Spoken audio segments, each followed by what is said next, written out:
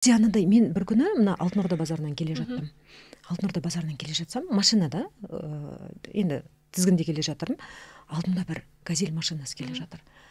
4 дөңгелегі бар, екі жағы қисайып кеткен, бір жағына қарай. Іші сырты толған, жеміс жидек тиіп алған, әрең келе жатыр. Түтін атқылап, әрең келе жатыр. Ананы көрген кезде мен жай ғана машинаның тізгінде келе жатып жыладым. Неге? Өйткені мен өзімнің өмірімді сол жаңа машинадан көрдім. Өзіме керекті, керек емес жүктің бәрін артып алып жүре береді екен.